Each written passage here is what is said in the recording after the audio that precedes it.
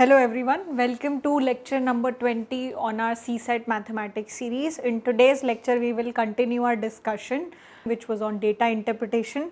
So today we will be looking at a few more questions which have come in the past from the data interpretation topic. So हमने पिछले lecture में line graph किस तरीके से interpret करना है वो सीख लिया था, बार ग्राफ को किस तरीके से इंटरप्रेट करना है वो भी सीख लिया था. So in today's lecture we will come across questions related to pie charts and tables. So how should we tackle those types of questions we will understand in today's lecture. So let's jump into the lecture directly by switching to doing the question. So let's begin. Alright, so we are still continuing with our questions from CSAT 2018. They were quite a lot. So again in today's lecture as well we will begin doing that only. Okay, so all right, so consider the following graphs. So these two graphs are given to us. The curves in the graph indicate different age groups in the population of two countries A and B over a period of few decades. So काफ़ी सारे decades हैं. Decade is a time period of 10 years. So different 10 years के periods starting from 1950 to 2050. So एक 100 year का span आपको दिया हुआ है and वहाँ पे आपके पास country B और country A, दो countries हैं, उनके बारे में information दी हुई है, ठीक है.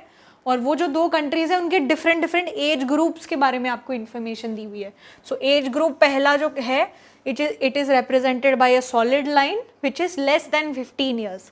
So जो भी लोग हैं, जो भी बच्चे हैं जिनकी age 15 years से कम है, they are represented by this solid line. So ये वाली जो line है, this indicates children below the age of 15, ठीक है. दूसरा जो age group है वो है हमारे पास 15 से 64. So this is usually the age group जो कि काम करते हैं, working age population होती है. So this is my second group जो dotted line है, जो काफ़ी close हैं, small dotted lines, ठीक है.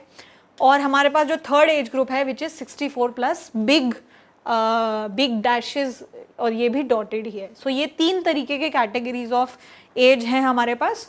दो countries के बारे में data दिया हुआ है और over the time how has population changed, what is the number of population of each of these categories ये हमें दिया हुआ है, ठीक है. So with reference to the above graphs, which of the following are the most logical and rational inferences that can be made? So ये graph है, ये तीन statements हैं, ये तीन statements क्या आप इस graph को देख के बोल सकते हो या नहीं, इसमें से कौन सी statement is making sense, we have to tell that, ठीक है.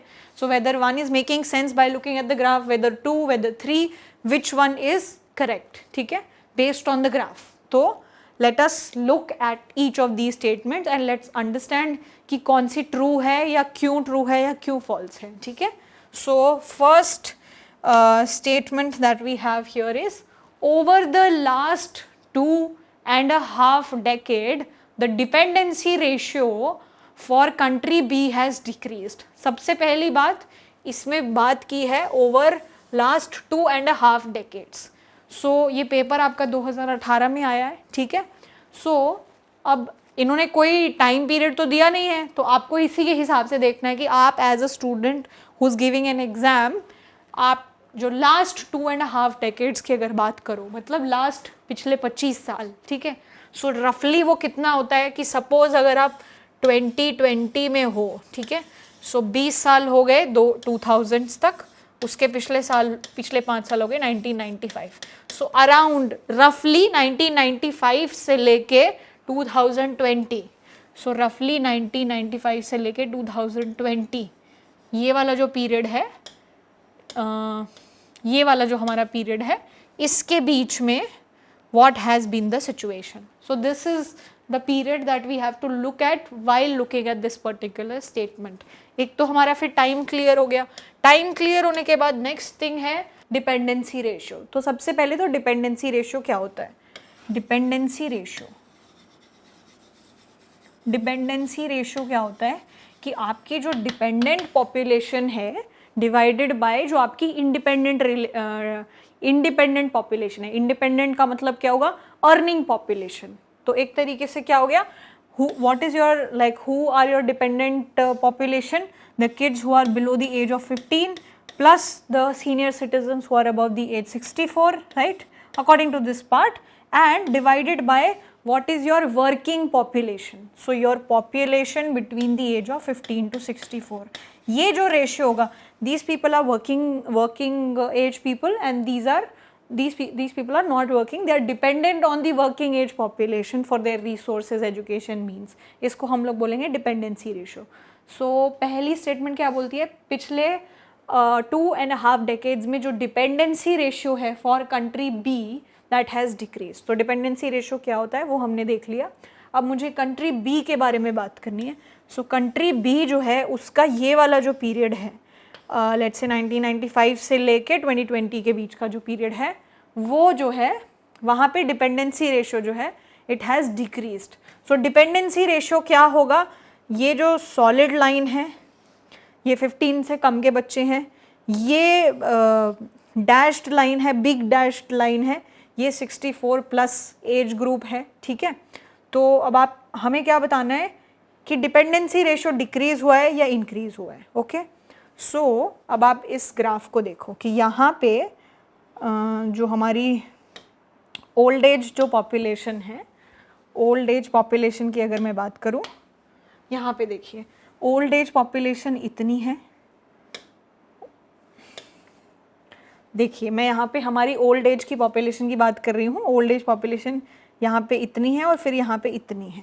So this has increased slightly. ठीक है, उसके बाद मैं अपने जो किड्स हैं हु आर बिलो एज 15 उनको भी देखूं, from here to here they have moved.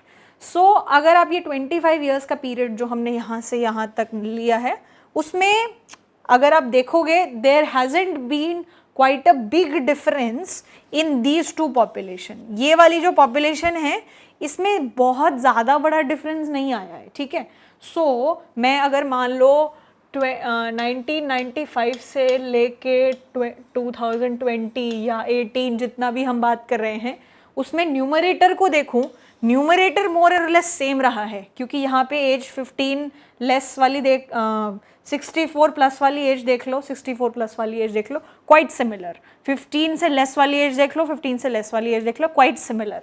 सो मेरा न्यूमरेटर जो है दैट हैज़ रिमेन्ड मोर और less the same. So my numerator has remained more or less the same. अब मेरा denominator is the people with the age group 15 to 64. Now what has happened to them in the past 25 years? So I can see that it is increasing consistently, right? So पहले value यहाँ थी, पहले मेरी value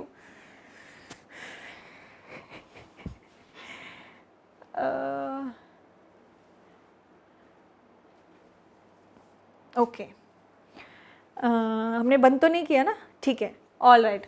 coming back from all of that, when I so now I am looking at my working age population जो 15 से 64 के बीच में है.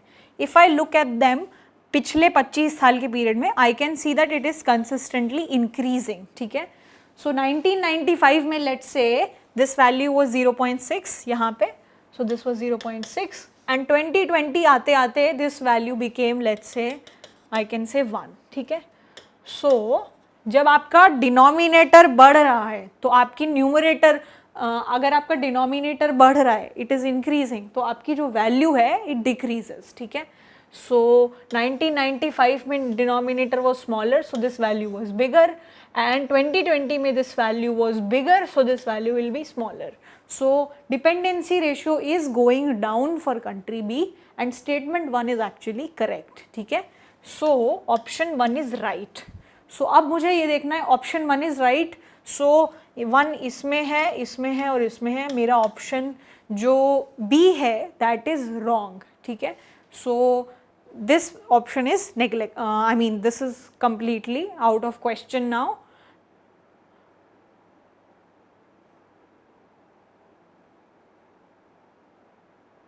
Yeah, because my first statement is correct, so it's not there, so it should be there. Okay, so now if I look at my second statement, if I just want to erase everything that I have made, Okay, now I just want to look at second problem. What is my second problem? My second problem says by the end of next 2.5 decades, the dependency ratio of country A will be much less than that of country B. Okay, so अब इसमें भी दो statements हैं. By the end of next 2.5 decade, next 2.5 decade क्या हो गया? Next 25 years. ठीक है, so next 2.5 years जो हैं, अब लेट्स से अभी 2018 है, ऑलमोस्ट कितने होंगे साल अगले 25 साल में? अगर थोड़ा सा कैलकुलेट करूँ, सो मान लो 2020 होता है यहाँ पे, मेरा पेपर में 2020 में दे रही होती, तो नेक्स्ट 20 ईयर्स 40 एंड देन 45. सो 2020 से लेके 45 तक. सो this is 40 and this is 45. Okay, so this is 45. ठीक है, सिमिलरली यहाँ से लेके 20 से लेके 45. ठीक है, ये जो पीरियड है, इसमें इस पीरियड के अंदर मुझे क्या बताना है? Dependency ratio of country A. So country A का dependency ratio will be much less than country B. अब मुझे ये स्टेटमेंट सही है या नहीं है इसके बारे में बात करनी है. So dependency ratio of A and then dependency ratio of B, इसके बारे में इसकी वैल्यूज़ बेसिकली निकालनी है. डिपेंडेंसी रेशियो होता क्या है वो मुझे पता है. चलो, तो अब मैं क्या है, मैं कंट्री ए के बारे में पहले देखती हूँ. कंट्री ए के लिए मेरे पास डिपेंडेंसी रेशियो अगर मुझे निकालना है तो या सो मुझे क्या चाहिए? न्यूमरेटर में less than 15 age plus greater than 64 age divided by 15 to 64 age group for A. ठीक है, सो अब when I see it here, I can see over by the end of next 2.5 decades. So मुझे 2.5 decades के end पे values देखनी है, not during. By the end of next, so basically मुझे इस पॉइंट पे, ये जो 45 वाला मेरा पॉइंट है, इस पे मुझे वैल्यूज़ को थोड़ा सा देखना है. ठीक है, अब इस पे मेरी वैल्यूज़ क्या क्या हैं अगर मैं उसको थोड़ा सा गेस करूँ. So if I look at it here, I can see this is close to 0.8. ठीक है, सो my denominator for A is 0.8. My denominator for country A is here, this is almost close to 1. So this is 1.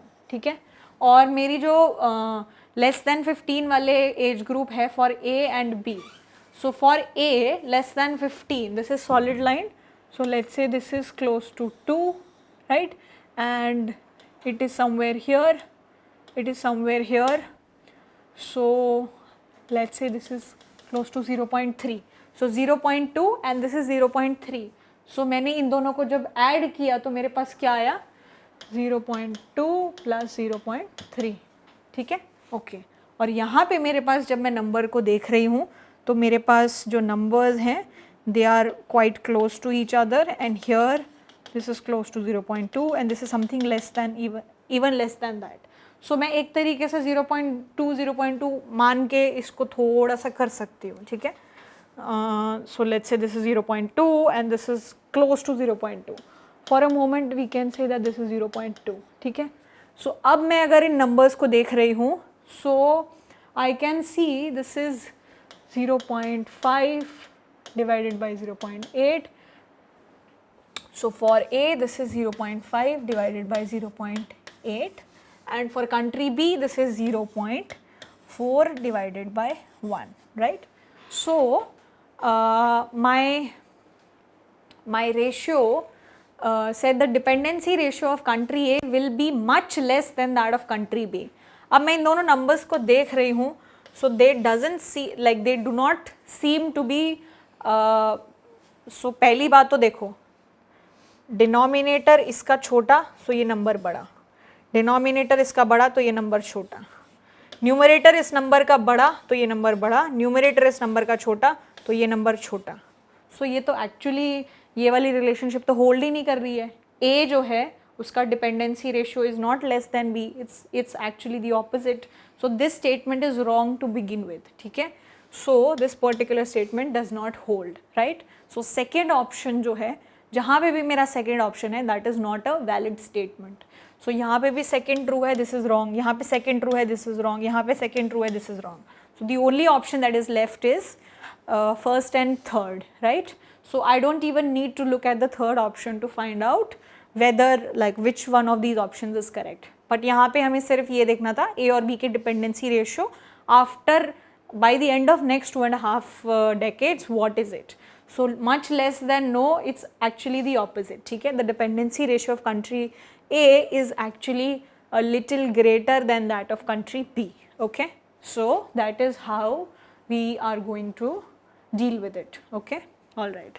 So yeah, and we already know what is going to be our answer, but just for the sake of completion and so that we understand the graphs a little better, I would like to look at third statement as well. So what is this third statement? In the next 2 decades, the workforce relative to its total population will increase in country B as compared to country A. ठीक है, so what is my अगले जो 2 decades हैं, so अब यहाँ पे हम लोग 2020 में हैं, ठीक है, ऑलमोस्ट 2020 में है. सो अगले 2 डेकेड 2040, अगले 2 डेकेड्स में क्या होने वाला है? The work force relative to its total population will increase in country B as compare to country A. So work force relative to total population, working population divided by total population in, so the workforce relative to its total population will increase in country B. So country B में है, country B में it will increase as compared to country A. So workforce relative to total population, this will increase, so country जो B है it will increase in country B as compared to country A. So country B में ज़्यादा ये ratio होगा workforce relative to its total population. ठीक है, सो मैं अगर अगले 2 डेकेड्स की बात करूँ तो मैं यहाँ पे क्या देख रही हूँ, ये वाले जो मेरे नंबर्स हैं, कौन से वाले नंबर्स, ये जो मेरी 64 प्लस वाली एज है और लेस देन 15 है, ये मोर और less it is not making quite a big leap. So जो थोड़ा सा इंक्रीज हो रहा है यहाँ पे मैं देख रही हूँ वो इतना ही ऑलमोस्ट डिक्रीज हो रहा है. सो दैट पॉपुलेशन मोर और less is stable. Similar pattern I am able to see here. So major changes जो हो रहे हैं वो कहाँ हो रहे हैं, हमारे वर्किंग एज पॉपुलेशन में हो रहे हैं. सो मैं जब कंट्री ए की वर्किंग पॉपुलेशन देख रही हूँ over the next 2 decades, it is either stable और it is going down, right. So for A it is either stable और it is going down. So workforce जो है वो या तो स्टेबल है थोड़े टाइम तक और फिर slowly it's going down, and here it is going up only. So throughout it's going up. So for country B actually your workforce is going up. So workforce relative to total population is actually going up in country B क्योंकि you can see a increasing trend. ठीक है, but यहाँ पे it's either stable or it's coming down. And ये जो 15 और 64 plus वाले age group है ये मोर और लेस सिमिलर हैं कि एक बढ़ रहा है तो दूसरा डिक्रीज हो रहा है, तो नेट जो चेंज है वो मोर और लेस सिमिलर है. ठीक है, सो इस चेंज का पॉपुलेशन पे इतना कोई इम्पैक्ट नहीं पड़ रहा है और हमारी जो वर्क फोर्स है it is going up relative to total population. ठीक है, सो इस तरीके के जो क्वेश्चंस होते हैं इसमें थोड़ा सा ना आपको गेस वर्क भी करना है क्योंकि एग्जैक्ट चीज़ें नहीं दी हुई हैं और एग्जैक्ट फिगर्स आपको नहीं दिए हैं. So this is like you are reading newspaper, you are given lots of data, GDP के नंबर्स हैं, फॉरेन एक्सचेंज के नंबर्स हैं, based on those graphs you have to analyse the situation.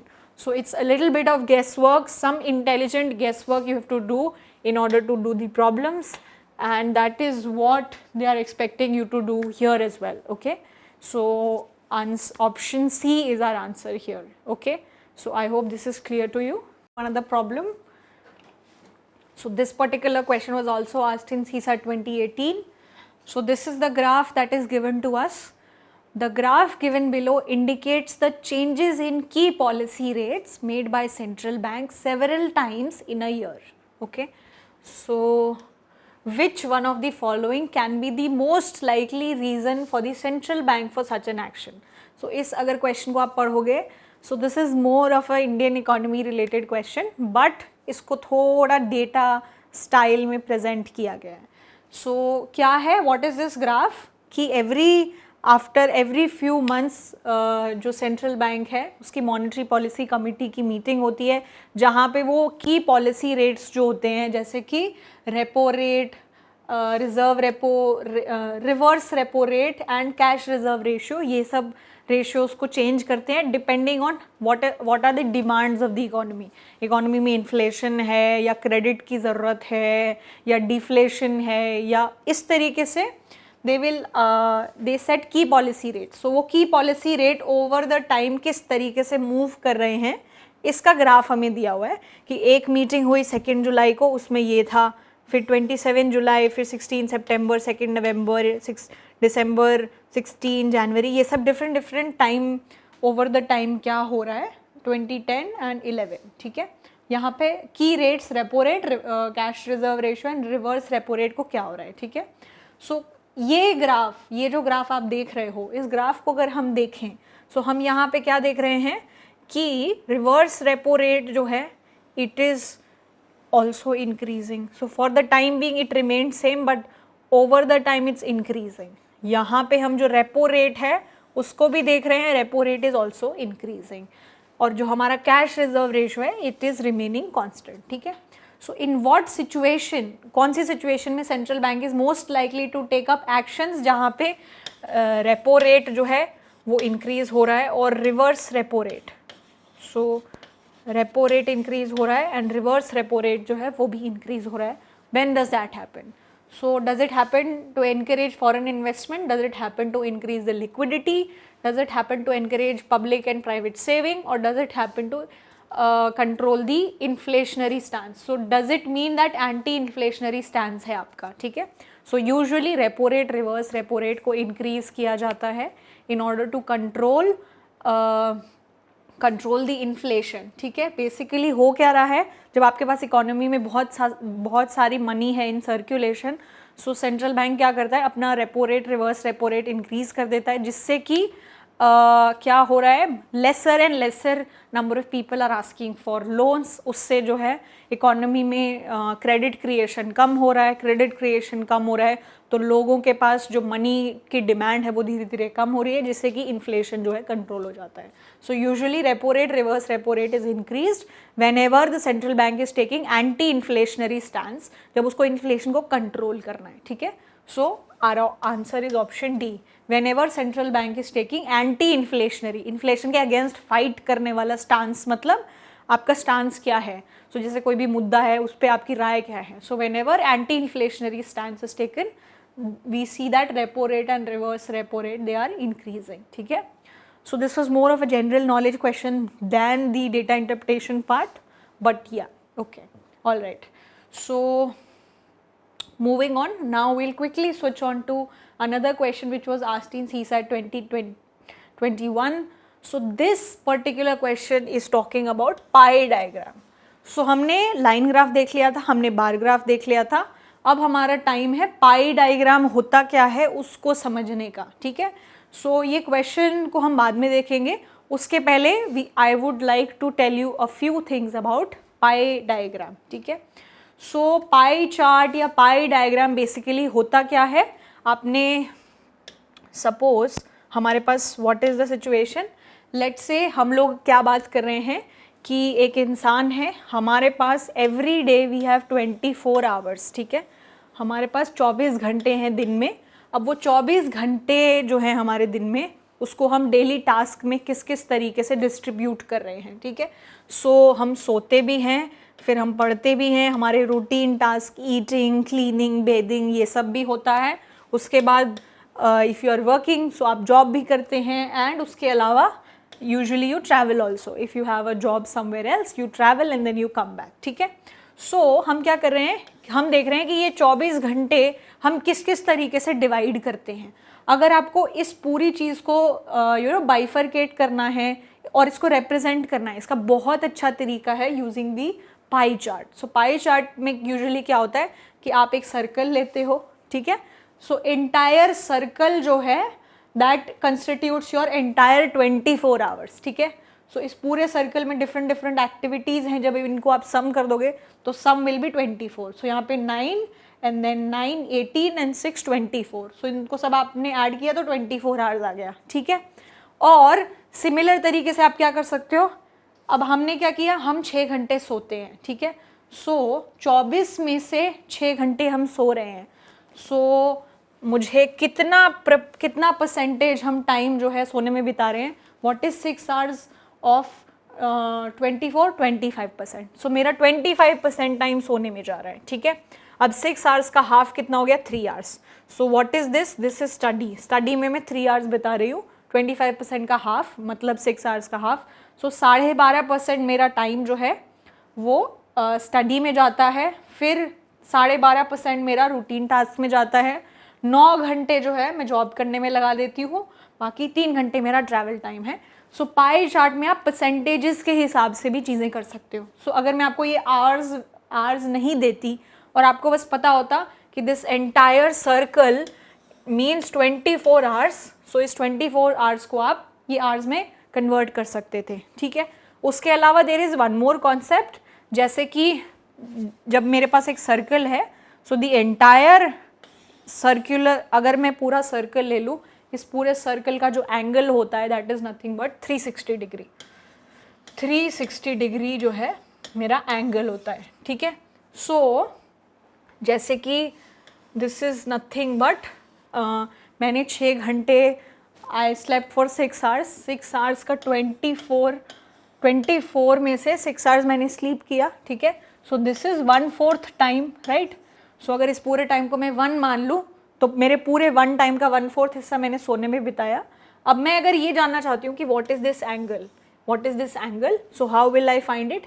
I know this is 1/4 and this entire angle is 360. सो 360 का 1/4 कितना है, 360 का 1/4 जो है that will tell me what is this angle. So 360 का 1/4 is 90 degree. So this angle is 90 degree, ठीक है.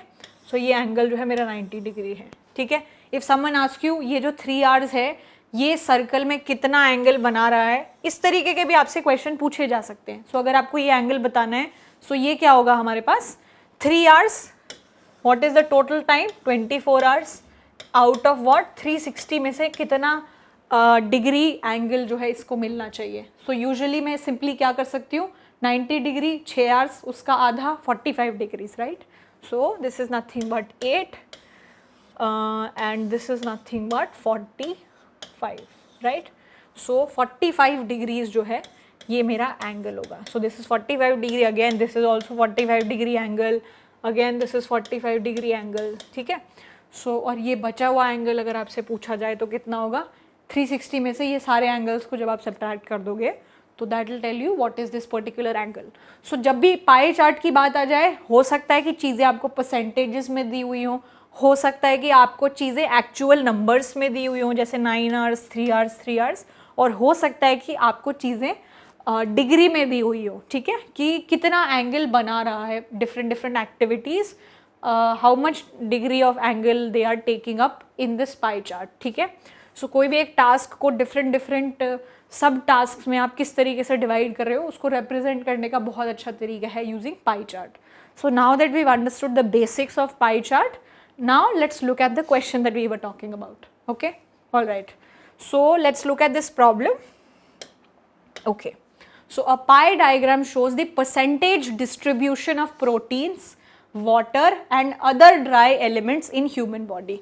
so मेरे पास एक पाई चार्ट है जिसमें मेरे पास 3 चीज़ें हैं. क्या क्या है, प्रोटीन्स, सो प्रोटीन्स, वाटर, ठीक है, एंड अदर ड्राई एलिमेंट, ठीक है. ये 3 चीज़ें हैं मेरे पास. उसके बाद given that protein correspond to 16%, proteins जो हैं 16% हिस्सा 16% कवर करते हैं. Water corresponds to 70%, so water corresponds to 70%. And उसके अलावा if both protein and other dry element correspond to P%, ठीक है. So let's say other dry element जो है, सो मैंने क्या किया, protein plus dry elements, so this is protein plus dry elements को मैंने अगर ऐड किया देन आई गेट P%, ठीक है. So then what is the central angle of the section corresponding P on the pie diagram, ठीक है। So basically हुआ क्या, यहाँ पे मेरे पास प्रोटीन है और लेट्स से मेरे पास वाटर जो है बहुत ही बड़ा चंक है, let's say it is this, ठीक है। सो या सो दिस इज प्रोटीन, ठीक है, प्रोटीन, दिस इज 16%, ये जो हिस्सा है मेरा 70%, दिस इज वाटर, ठीक है। अब dry 70 + 16 is what, 86% and this entire area is 100%। अब 86 में 100 में से 86 माइनस किया तो 14%, राइट। सो मेरे जो ड्राई एलिमेंट्स हैं, ड्राई एलिमेंट्स जो हैं वो 14% है। तो मेरे को ये तीनों चीज़ों का डिस्ट्रीब्यूशन पता चल गया। और मुझे क्या बताया गया है, if proteins and other dry elements को मैं ऐड कर रही हूँ तो मेरे पास P% मिल रहा है मुझे। सो इन दोनों को जब मैंने ऐड किया तो मेरे पास कितना आ गया, P%। What is P%? 30%। इन दोनों को जब ऐड किया, so this P is nothing but 30%, ठीक है, 30%। ओके, अब 30% जो है, then what is the central angle of the section correspond representing P on the pie diagram. तो अब मेरे से क्वेश्चन पूछा गया है कि ये जो P% है, P% क्या है, ये जब मैं मेरा ड्राई एलिमेंट्स और प्रोटीन्स इन दोनों को जब मैं ऐड कर देती हूँ तो ये वाला जो एंगल है मेरा, ये वाला जो एंगल, ये कितना है, ठीक है, व्हाट इज दिस एंगल, ये मुझसे पूछा गया है, ठीक है।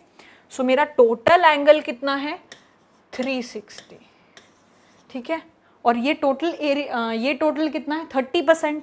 सो अगर मैं सिंपली मेरा 360 का 30% निकाल दूं तो वो मेरा क्या हो जाएगा, that will tell me my angle, right. So what is 30% of 360? 30% of 360 is nothing but, अब ये दोनों कैंसिल हो गए और फिर मेरे पास ये क्या हो गया, 8 and 1 and 108. So this is nothing but 108. So 108 degrees is the angle which this P area, which was protein and dry element, is making at the center, ठीक है। So this is my answer. तो पाई diagram था, percentages दिए हुए थे, total angle is 360, उसका ये हिस्सा कितना हो गया वो मैंने निकाल लिया, that is nothing but 108 degrees, okay. So I hope this is clear. And pi diagram related और भी कोई क्वेश्चन आ गया सो आप टैकल कर लोगे। And now we will look at another problem which is also related to the pi diagrams, okay, so that we are a little more confident in this. Okay, let's move on to that problem. Okay, so this particular question was also asked in CSAT 2022 and the previous one was asked in 21. Okay, so pie chart के questions काफ़ी repeat हो रहे हैं.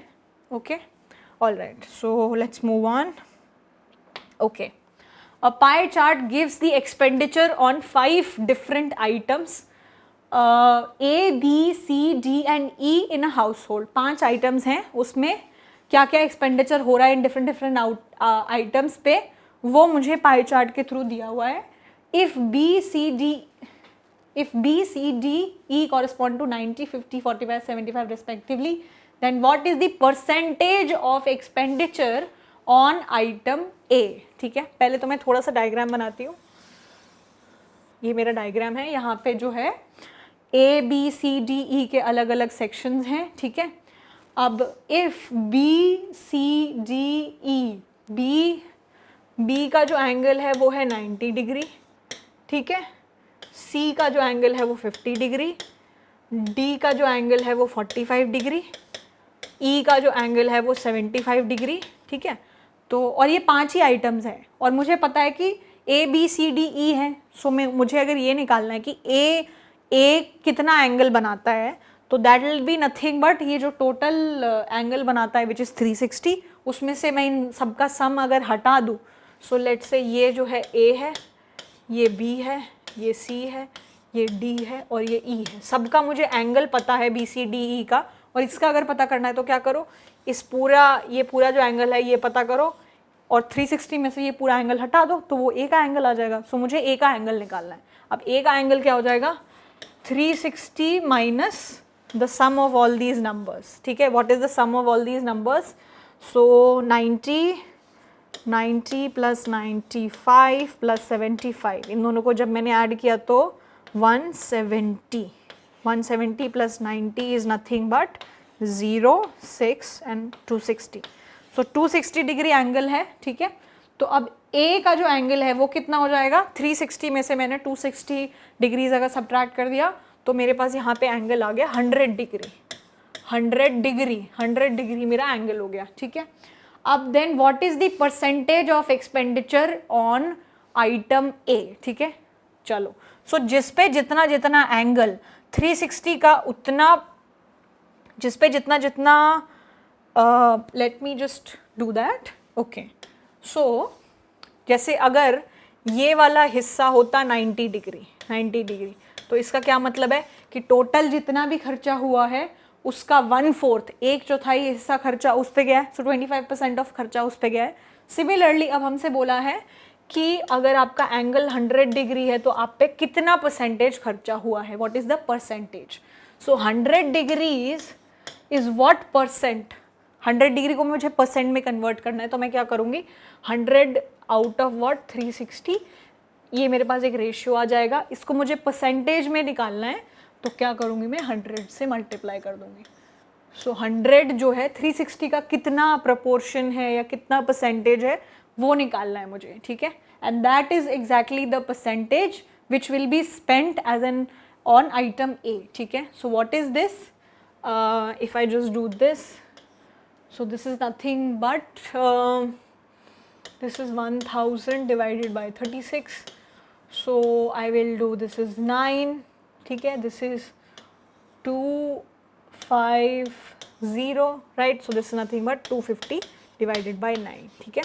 so 250 divided by 9% is the expenditure that is done on item A, ठीक है। so अगर मुझे एक बार एंगल पता चल गया, एंगल अगर एक बार ही पता चल गया तो एंगल के हिसाब से मैं कितना परसेंट किस आइटम पे स्पेंड हो रहा है वो बता सकती हूँ, ठीक है। So my percentage spend here is 250 divided by 9, okay. So I hope you will be able to do problems related to pie chart. So pie chart में परसेंटेज, एक्चुअल नंबर या फिर डिग्रीज में आपसे चीज़ें पूछी जा सकती हैं, ठीक है। All right, let's look at a few more problems now, okay.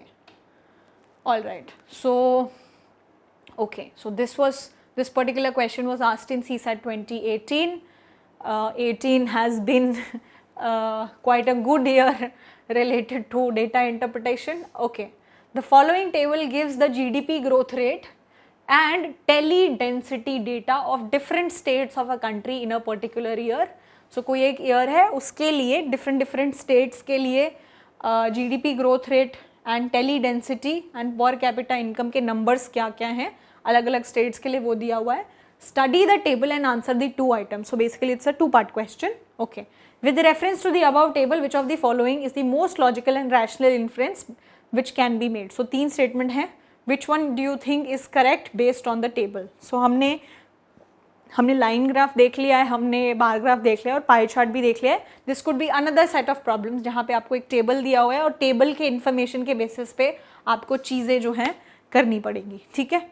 चलो, सो अब अगर आप इस प्रॉब्लम को देखो, ठीक है, सो ये जो 3 ऑप्शंस अगर आप देखोगे, सो 3 ऑप्शंस हैं जहाँ पे 3 आ रहा है, ठीक है, और एक में 1 ओनली,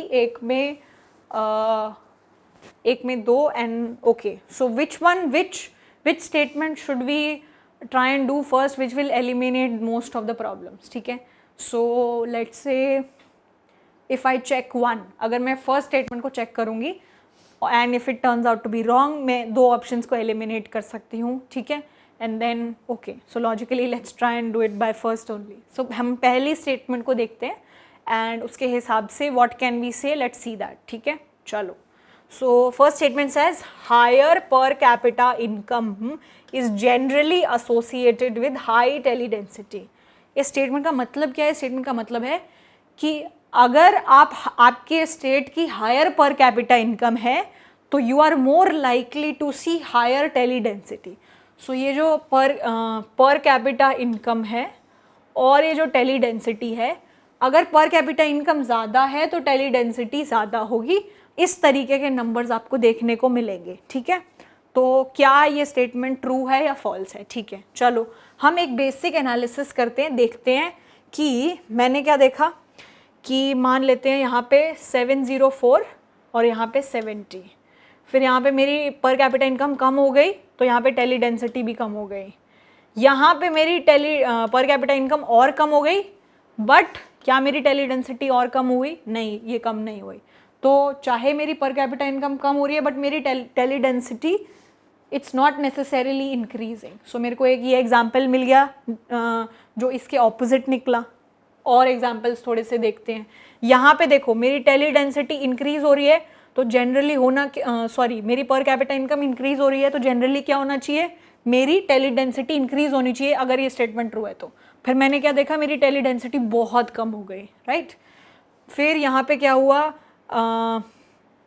यहाँ पे सो बेसिकली ये मेरे पास दूसरा एग्जाम्पल हो गया विच इज़ नेगेटिंग इट, ठीक है। सो मैंने 2-3 एग्जाम्पल्स देख लिए जहाँ पे मैं जो सोच रही थी उसका उल्टा हो रहा है, ठीक है। जैसे if I look at this, let's say which example should I look at? Okay, या so let's say if I look at this, यहाँ पे मेरी पर कैपिटा इनकम जो है इंक्रीज हो रही है। सो 335 से लेके 599, बट जब मैं यहाँ पे देख रही हूँ मेरी टेली डेंसिटी यहाँ पे ज़्यादा थी, फिर नीचे जैसे मैं जा रही हूँ तो कम हो गई है। So this is not necessarily true, क्योंकि मैंने बहुत सारे एग्जाम्पल्स देख लिए जहाँ पे ये चीज़ फॉलो नहीं हो रही है। So first option is not right. So first statement is not right, it's not logical. So if first is not right, this is not right and this is also not right, ठीक है। So अब मेरे पास जो 2 options बच गए वहाँ पे 3 है, ठीक है। सो 3 तो डेफिनेटली ट्रू है, तो मुझे 3 चेक करने की ज़रूरत नहीं है। अब if 2 is true, then the answer is this. If 2 is not true, then answer is D. So I need to check 2 and not 3, ठीक है। So I will try and see कि 2 statement जो second statement है what is that, ठीक है, whether it is right or wrong. Okay, what is the second statement? Okay, so second statement क्या बोल रही है? Second statement says higher GDP growth rate always ensures higher per capita income. सो इनका कहना क्या है कि अगर आपकी जीडीपी ग्रोथ रेट हायर है, so that definitely means, that will always mean कि आपकी हायर पर कैपिटा इनकम होगी। सो फॉर श्योर, राइट, ये बहुत ही एक स्ट्रॉन्ग स्टेटमेंट है कि अगर जीडीपी ग्रोथ रेट हाई होगी तो आपकी per capita income definitely has to be high. चलो, तो मुझे जीडीपी ग्रोथ रेट और पर कैपिटा इनकम को देखना है। हायर जीडीपी ग्रोथ रेट देखनी है पहले तो, ठीक है। इट विल इंश्योर दैट पर capita income will definitely increase. ये एग्जाम्पल देखो, यहाँ से जीडीपी ग्रोथ रेट 5 है, यहाँ पे 10 है। सो मेरी 5 से अगर 10 बढ़ी तो मेरी पर कैपिटा इनकम जो है इंक्रीज होनी चाहिए। सो यहाँ पे 400 के अराउंड थी और यहाँ पे 250 हो गई। सो मेरे को एक एग्जाम्पल मिल गया जहाँ पे it is not being valid. इस तरीके के मैं और भी एग्जाम्पल्स देख सकती हूँ, जैसे कि suppose for example if I look at this, यहाँ पे मेरी जीडीपी ग्रोथ रेट 7.48 है, यहाँ पे 7.03 है। सो मेरी जीडीपी ग्रोथ रेट कम हो रही है, तो मेरी पर कैपिटा इनकम भी कम होनी चाहिए, बट उसका उल्टा हो रहा है, ठीक है। So that means this is not necessarily true. So statement second is wrong. If second is wrong, so this cannot be the answer. So the answer is option D, which is 3 only, ठीक है। सो इस तरीके से आप table को analyse करके statement के बारे में क्या कह सकते हो। So second statement side this always ensures. So कोई भी एक काउंटर एग्जाम्पल हो गया, दैट इज इनफ। इसमें क्या है, जनरली। सो अगर आपको जनरल ट्रेंड दिख रहा है तो ठीक है, अगर एक आधा गलती से एक्सेप्शन मिल गया, दैट इज फाइन, ठीक है। But we saw all these statements and we saw that answer is option D. Okay, so this here answer is option D and this is a 2-part question. So एक और question है हमारे पास इसी table से related, so let's see that. Okay, so the table is the same and okay, with reference to the above table the following assumptions have been made. 2 statements दिए हैं, 2 statements दिए हुए हैं हमें और हमसे पूछा गया है विच of the assumption is valid, कौन सी चीज़ जो है वैलिड है, ठीक है। अब हम स्टेटमेंट्स पढ़ते हैं और वैलिड नॉन वैलिड क्या हो रहा है वो हम बताते हैं, ठीक है। Nowadays prosperity of an already high performing state so can not be sustained without making further large investment in its telecom infrastructure. So ये टेली डेंसिटी जो है टेलीकॉम इंफ्रास्ट्रक्चर है।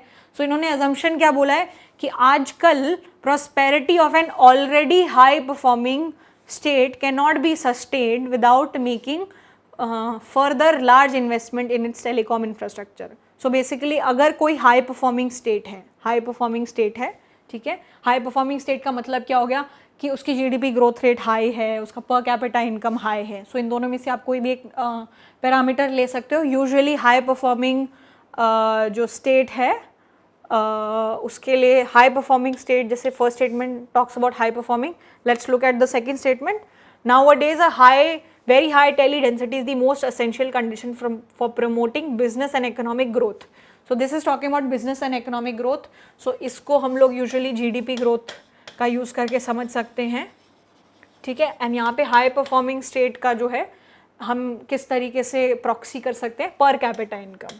सो अगर किसी स्टेट की पर कैपिटा इनकम बहुत ज़्यादा है, that means it's very prosperous and it's high performing, ठीक है, prosperity, okay, all right. So अब हमें ये देखना है कि prosperity of an already high performing state can not be sustained without making further large investment in telecom infrastructure. So अगर high पर कैपिटा इनकम है तो टेली डेंसिटी भी हाई होगी, ये इनका कहना है, ठीक है। दूसरी स्टेटमेंट का कहना क्या है, a very high tele density is most essential for promoting business and economic growth. So ऐसा हो ही नहीं सकता कि जीडीपी ग्रोथ हो रही है और किसी स्टेट में हाई टेली डेंसिटी है ही नहीं, ठीक है। सो इस तरीके के काउंटर एग्जाम्पल्स हमें ढूंढने हैं कि अगर पर कैपिटा इनकम हाई है तो हमारा टेली डेंसिटी अगर कम है तो ये स्टेटमेंट इनवैलिड हो जाएगी, ठीक है। सो मेरी पर कैपिटा इनकम हाई है और अगर मेरी जो टेली डेंसिटी है वो कम आ रही है, so this will become a little invalid, ठीक है, कि my state is already high performing and it is sustaining that high performance without making further large investment in its telecom infrastructure. So I just want to look at examples जहाँ पे per capita income high है और tele density कम है, ठीक है। So यहाँ पे suppose जैसे मैं अगर इस एग्जाम्पल देखूँ, पर कैपिटा इनकम है 600, टेली डेंसिटी इज 47, ठीक है। यहाँ पे if I am looking eight let's say what let's say this is 545 and tele density is 5, quite less, right? And इसकी GDP growth rate भी काफ़ी high है despite its tele density being very low, right? So हमारे पास ये एक तरीके से एक example serve हो गया है जहाँ पे per capita income भी it is good enough, growth rate भी काफ़ी high है, but tele density जो है it is quite low, it is something like 5.94, right? Similarly, what other example I could use? I could say that, yeah, okay, so this is 52. Yeah, if you look at this example, 52. So यहाँ पे हम क्या देख रहे हैं? Per capita income is close to 500. Growth rate is very high. Growth rate is very high, and still the tele density is close to 50, right? So हमारे पास examples हैं जहाँ पे GDP growth rate high है, but tele density उतनी नहीं है. So this statement is not right. You can sustain a high economic and business growth despite having low tele density. So second statement तो false हो गई. अब पहली statement के हिसाब से high performing state could be per capita income also and it could be GDP growth also. So यहाँ पे भी मैं देख रही हूँ that I have examples जहाँ पे मेरे पास जो है numbers are not quite bad but still the tele density is very low, okay. So जैसे look at this, here per capita is super high but tele density यहाँ पे उतनी ज़्यादा नहीं है, right? It's not very huge.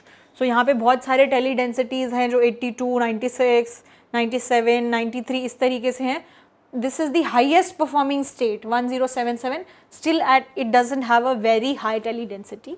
So even this statement is not valid that there are states जो बहुत high performing है but tele density उतनी नहीं है, ठीक है, not very high tele density. So both these statements are not in line. So we will say that neither 1 and 2 because ये जो दोनों assumptions हैं इसके अलावा इसके कुछ counter examples we are able to see कि आप प्रॉस्पेरस भी हो, आपकी ग्रोथ रेट भी बहुत हाई है, but you are doing that despite not having very high tele density and that is what was asked, okay.